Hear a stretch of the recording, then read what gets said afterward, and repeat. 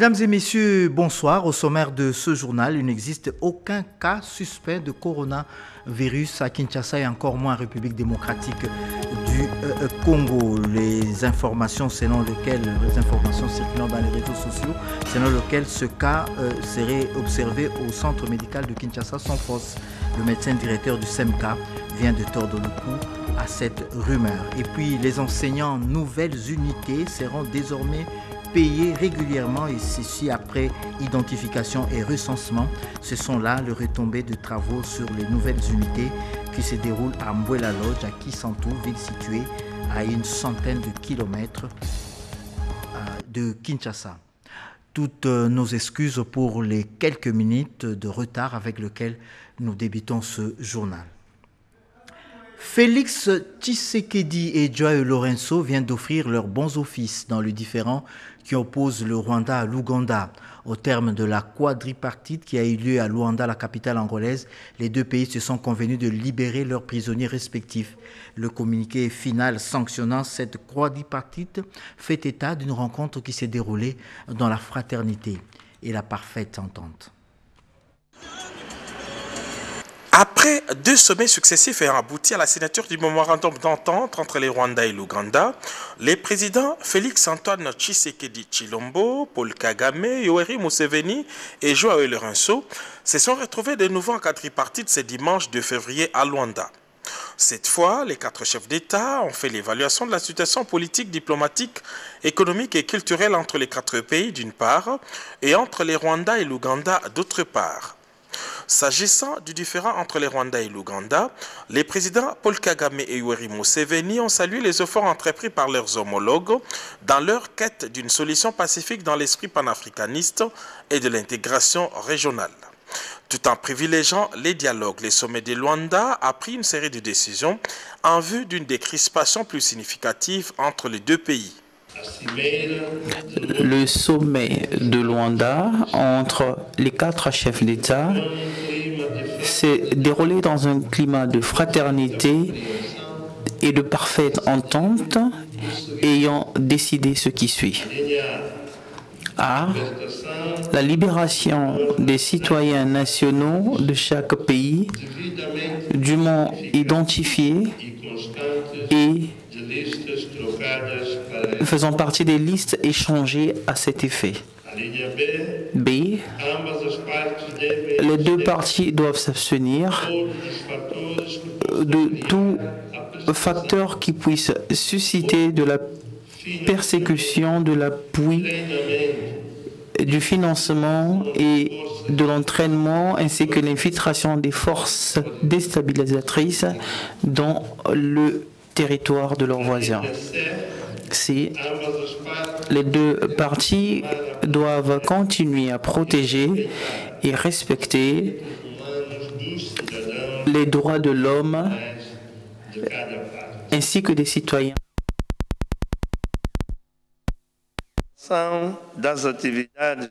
Suite des activités de la commission ad hoc comme mécanisme de suivi de la mise en œuvre de ce processus. E.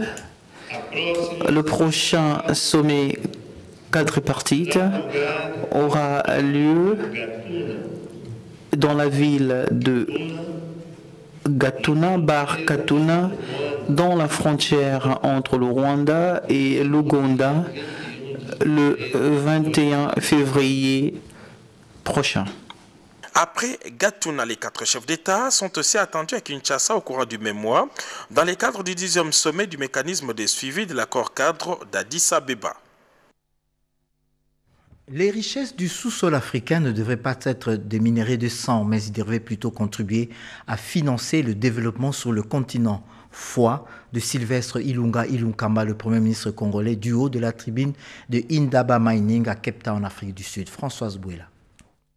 Devant un public intéressé par la question minière en Afrique, le Premier ministre congolais Ilunga Ilunkamba positionne les minerais du Congo. Du haut de la tribune d'Indaba Mining ce lundi 3 février 2020, il indique que pour la RDC, l'exploitation minière doit cesser de financer les conflits et les guerres. Il a également soutenu la position du pays sur l'importance de l'intégration minière. Il est important de souligner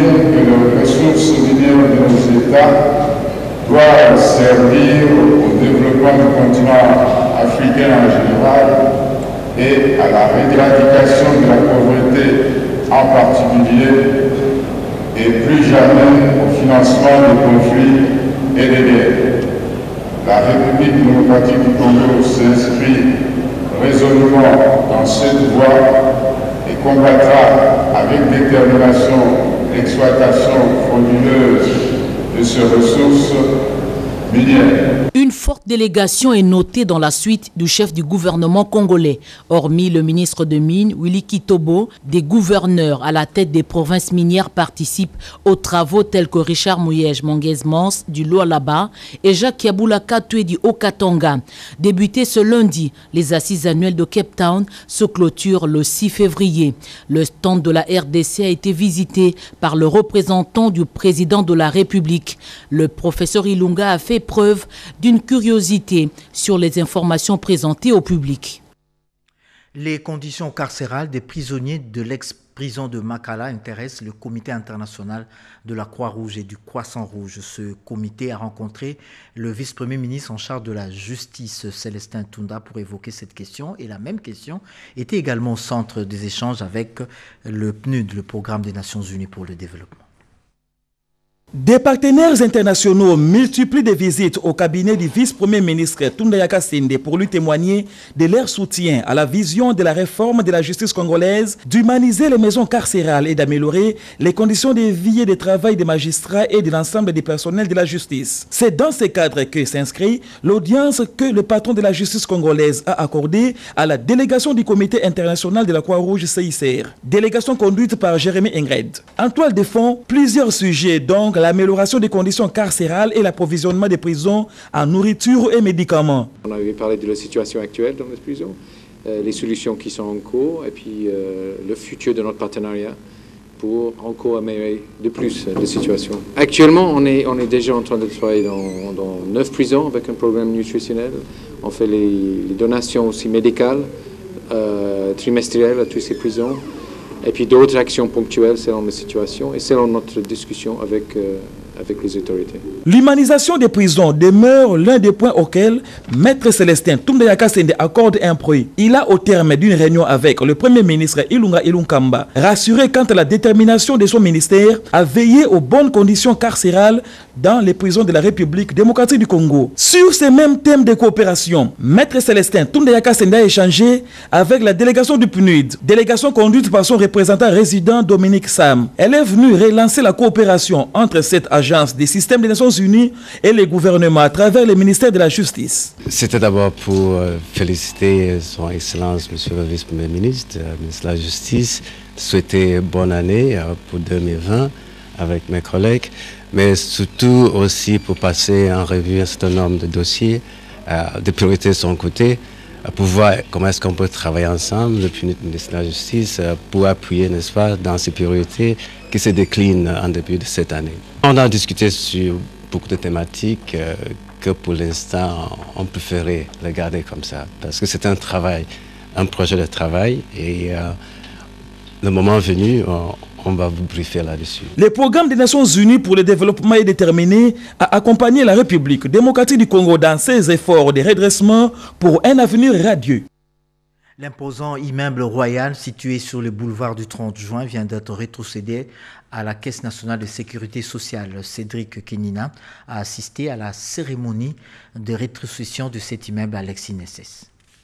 Le gouvernement de la République s'engage à rétrocéder les bâtiments royaux, propriété de la Caisse nationale de sécurité sociale, occupés par certains services de l'État. Le vice-premier ministre, ministre du budget, Jean-Baudouin Mayomambeke, a eu une séance de travail avec quelques membres du gouvernement, comme cela a été décidé au cours du dernier Conseil des ministres. Le gouvernement a décidé de restituer à la CNSS son immeuble, le Royal. Ça, c'est fait.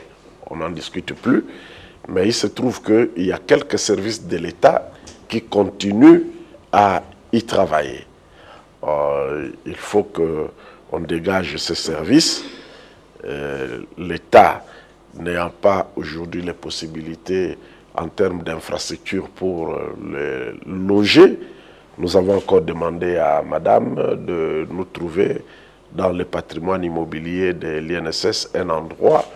Évidemment que ça ne sera pas gratuit, ça sera payant. Dans un autre registre, les sanctions américaines contre les sujets libanais Saleh Hassi, opérateur économique, risquent d'impacter sur le social.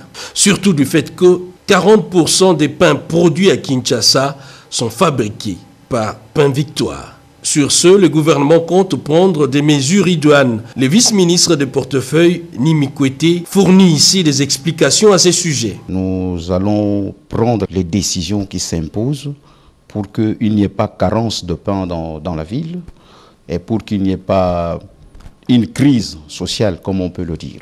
Et pendant la même journée, le vice-premier ministre du budget, a tenu une réunion sur les circuits de l'IPR, impôt professionnel sur les rémunérations. Il n'existe aucun cas suspect de coronavirus en RDC. Les informations circulant dans les réseaux sociaux, selon lesquelles il y aurait un cas de coronavirus au centre médical de Kinshasa, sont fausses. Le médecin directeur du SEMCA a tordu le cou à cette rumeur. Les Kinois ne devraient pas s'alarmer. Outre mesure, il n'y a pas de coronavirus dans la capitale et encore moins en République démocratique du Congo. Ces informations qui circulent dans les réseaux sociaux sont fausses. Le médecin directeur du centre médical de Kinshasa, le docteur Rodolphe Ahmed, a apporté un démenti à toutes ces rumeurs. Il n'y a jamais eu le moindre cas suspect et je suis heureux à cette occasion d'accueillir mes confrères du ministère de la Santé, avec qui nous collaborons pour justement démentir ces rumeurs qui, une fois de plus, sont totalement infondées. Le SEMCA est un centre d'excellence qui accueille des patients de tous horizons.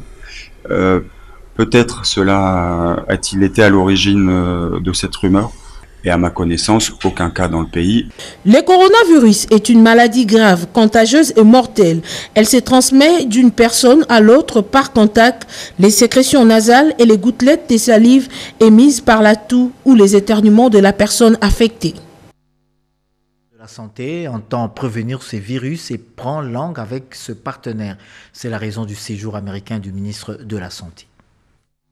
Le périple américain du ministre de la Santé, Dr Eteni Longondo, a été riche. En témoigne cette série de visites au siège de ses différents partenaires sectoriels. À Pat, la directrice du programme de sécurité sanitaire mondiale, Linda Vincel, a démontré présentation à l'appui les efforts déployés par son institution pour améliorer les systèmes de surveillance épidémiologique en RDC avec la création du premier centre d'opération d'urgence et d'un autre mobile, cette fois-ci pouvant accéder aux endroits les plus reculés pour la collection des données sanitaires. Direction l'Université de Washington, où le ministre Eteni Longondo a largement échangé avec la communauté estudiantine de l'école publique de santé sur l'implication considérable dans l'amélioration du système de santé des pays du Sud. Place ensuite à cet entretien fructueux avec les autorités académiques de cette institution universitaire sur une éventuelle collaboration formelle importante pour les deux parties. Cap sur Global Good, où les innovations technologiques du secteur étaient présentées au ministre Eteni Longondo durant sa visite.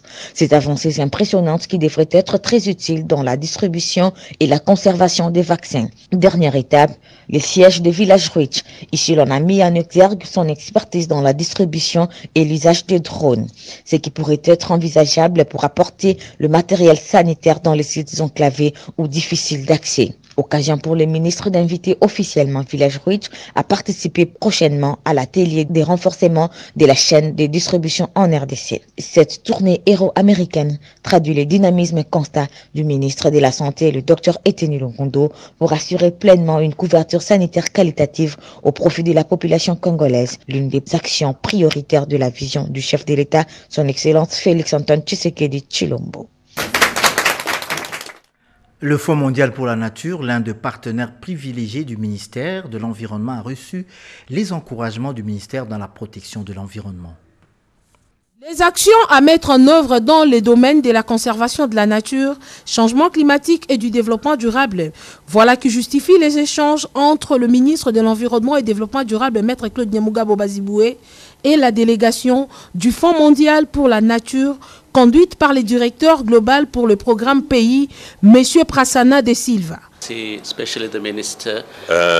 RDC, nous travaillons au niveau des paysages et les paysages naturels qui sont répartis dans 4 pôles. Nous avons un paysage dans le Congo central, à Luki, un paysage à l'Équateur, la Tumba, Maïdombe, et le paysage de Virunga dans le nord Kivu, le paysage de Tomboué dans le sud Kivu. Et notre travail s'est défini autour de la vie sauvage, particulièrement dans les aires protégées, mais nous travaillons aussi dans la foresterie et l'agriculture.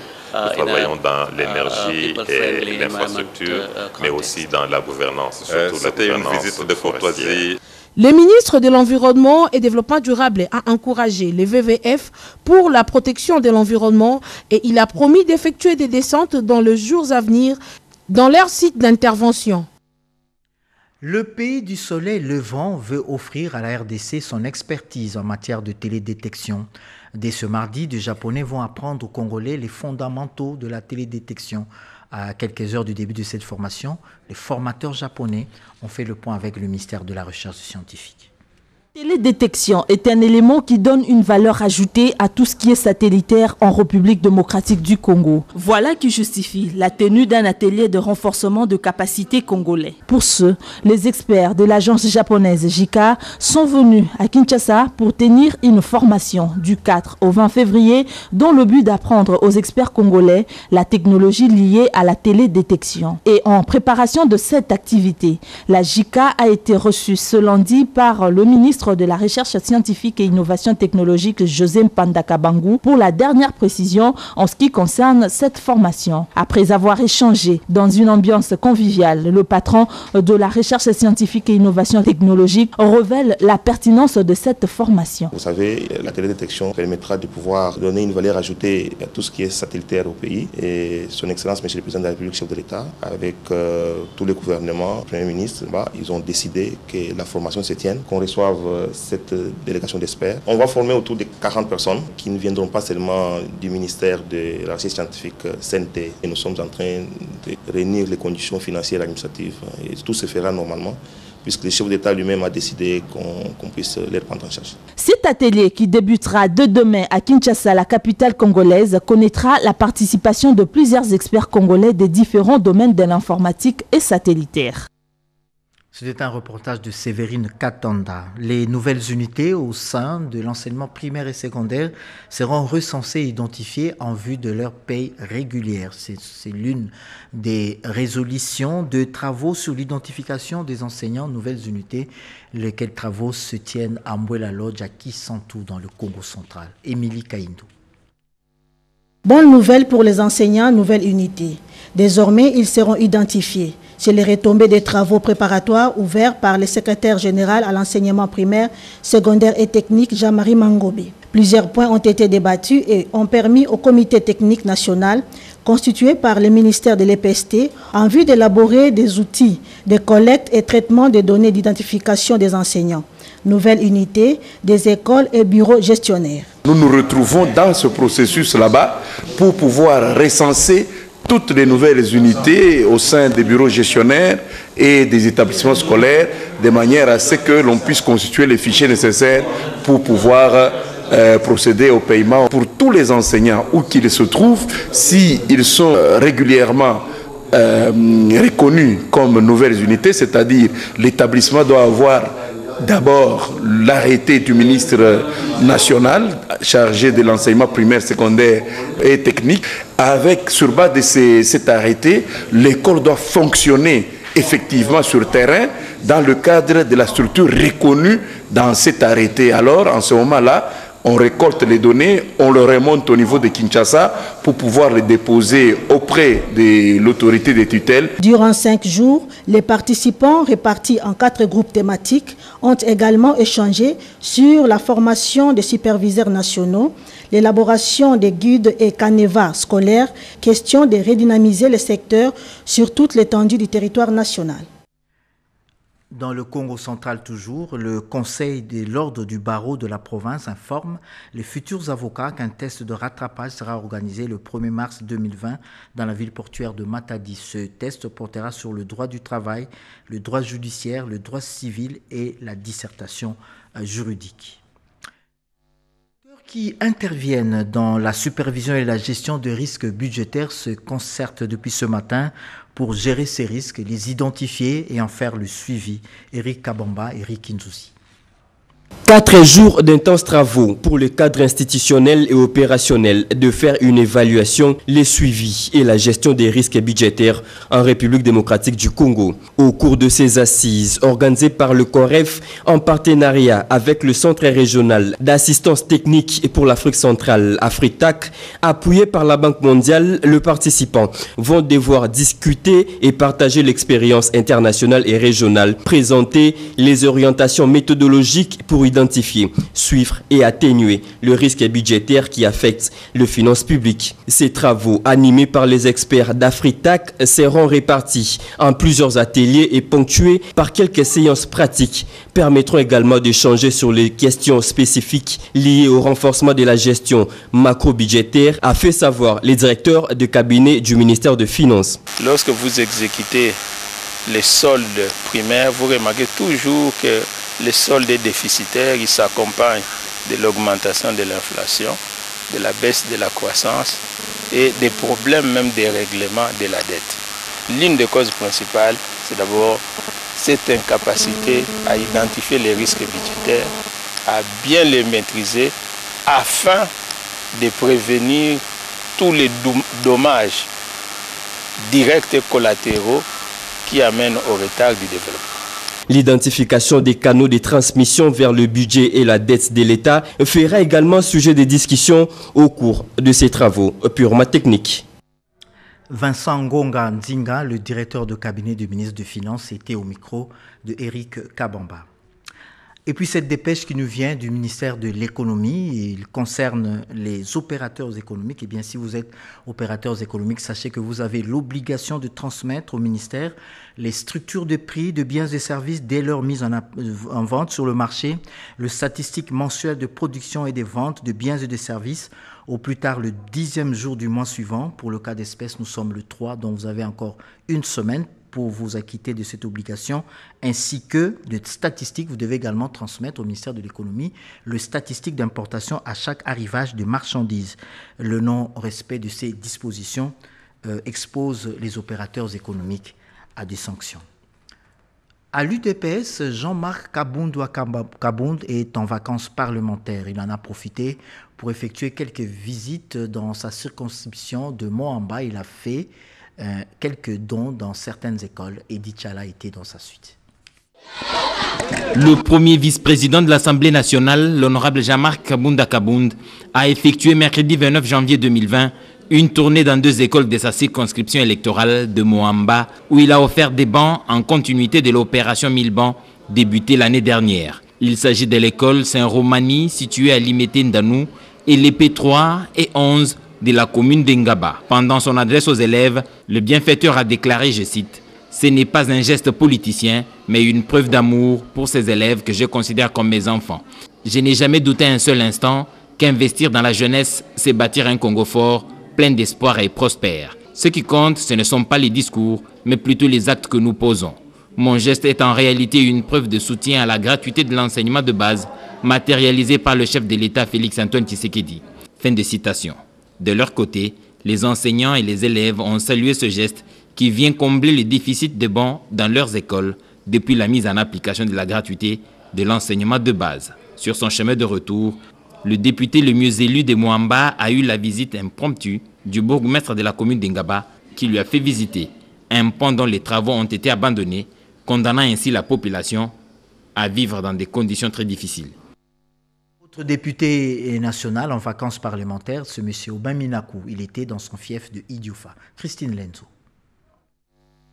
Après la ville de Kikwit, où son séjour était marqué par la rencontre avec la population et la notoriété locale, Obeminaku Njalanjoko, élu d'Idiofa et président du Grand Bandundu, vient d'arriver à Kipuku dans les territoires d'Idiofa. Accueilli très chaleureusement par la population en liesse, Obeminaku n'a pas perdu de sa superbe. Chef coutumier, autorités locales et toute la population de Kipuku se sont rassemblés pour écouter son message, éclaté en plusieurs thèmes, notamment l'alternance politique à la tête du pays, la coalition FCC Cash et la paix dans l'unité. Le président du Grand Bandundu, dans son approche, a usé de la langue locale pour une meilleure pédagogie.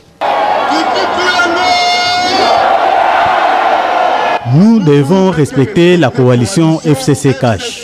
Le président de la République démocratique du Congo est Félix Tshisekedi. Le FCC est dirigé par Joseph Kabila et le Cash est chapeauté par Félix Tshisekedi. Sur place à Kipuku, Obeminaku a remercié sa base pour les choix portés sur lui et sur ses autres collègues avant de rendre un vibrant hommage à Joseph Kabila Kabange, autorité morale du FCC, et à Félix Tshisekedi, président de la République. Quelques heures après, ce haut responsable du PPRD a mis son temps pour écouter les différentes cellules de base de son parti politique, le PPRD. Ces entretiens qui se tenaient dans sa résidence s'est terminé tard dans la soirée. Mais avant cette étape de Kipuku, il s'était entretenu avec la population de Madimbi et de Bello, où son message de paix et de développement a conquis les cœurs de cette population. Surtout, sa demande de soutenir la dynamique Grand Bandundu et la coalition FCC Cash, aussi d'accompagner le président de la République, Félix Tshisekedi, dans sa vision pour le développement de la RDC. National, Bienvenue Liota, lui, n'était pas en vacances parlementaires, mais il a réuni les membres de son parti, l'Alliance chrétienne démocratique et progressiste, pour la traditionnelle cérémonie d'échange de vœux. Ils sont venus par dizaines de tous les coins de la capitale Kinshasa pour s'associer au président du parti et partager la vision pour l'avenir. L'Alliance chrétienne démocratique et progressiste ACDP de l'honorable Bienvenu Liota Njoli est membre du regroupement politique AAB du Front commun pour le Congo FCC, une identité que le parti affiche sans atermoiement. Au cours de cette cérémonie d'échange des vœux, le président du parti a tenu à fixer les esprits des militants sur la coalition FCC Cash. Bienvenu Liota a invité les membres à travailler dans le sens de la consolidation de cette coalition qui a évité au pays le chaos. Sur l'instruction de notre autorité morale, Joseph Kabila Kabange, le FCC soutient la coalition FCC Cash et le FCC travaille tous les jours pour que cette coalition tienne la route et que cette coalition soit à mesure de régler les problèmes de la population. C'est pour ça que je demandais à ma base, à mes militants, de porter ces messages partout où ils passent. C'est que nous, du FCC, nous croyons à cette coalition et avec nos partenaires Cash, nous pensons que nous allons travailler pour le bien-être du peuple congolais. Cette rencontre est la première du parti en cette année 2020. Elle a connu la participation des chefs des partis politiques amis de l'ACDP dans une ambiance bon enfant. Les chefs coutumiers se concertent depuis ce lundi à Kinshasa pour actualiser le statut de leur collectif. À l'issue de ces concertations, ils vont élire leur nouveau président en remplacement de Mwami Munongo, arrivé au terme de son tout dernier mandat. Les provinces, en gros, sont représentées. Nous pouvons valablement siéger. Ils viennent de 26 provinces de la République démocratique du Congo. 52 chefs coutumiers et autorités traditionnelles, à raison de 2 par province, se réunissent en assemblée générale extraordinaire dans la salle de spectacle du Palais du Peuple pour élire le nouveau comité de l'Alliance nationale des autorités traditionnelles. Ouvert par Mwami Munongo Mwenda Bantu Godefroy, qui par la même occasion a déposé officiellement sa démission conformément au statut et texte de l'ANATC. Un bureau provisoire dirigé par les doyens d'âge Mwami Pierre Ndatabaye, 80 ans, autorité traditionnelle d'Engouéché du territoire de Walungu, a été installé et se chargera d'organiser les élections. Ça a été difficile de gérer le pouvoir coutumier, mais néanmoins il était facile de collaborer avec les chefs, surtout ceux qui ont grandi à la cour, qui ont été initiés comme nous. On a une même vision des choses, on a une même approche des choses. Ceux de Kinshasa, les citadins, ils ont une autre approche de la coutume, c'est plutôt les gens de la ville. On a fait tout ce qu'on pouvait pour aider les chefs à se sentir forts avec la loi et surtout les redevances aux minières. À chaque fois, il fallait que la province décide, Kinshasa entérine. Maintenant, c'est nous-mêmes qui décidons et qui entérinons. Après la cérémonie d'ouverture, le chef coutumier se sont retirés en panel afin d'amender les statuts de l'ANATC. C'est le mercredi prochain qu'on connaîtra le nouveau patron de l'Alliance nationale des autorités traditionnelles du Congo. Il va y avoir une discussion pour savoir les personnes qui se présentent et après, après d'accord avec tout le monde, nous allons procéder à l'installation de la nouvelle équipe. Donc ça sera par consensus? Oui, oui. Fin de ce journal. Merci infiniment de l'avoir suivi.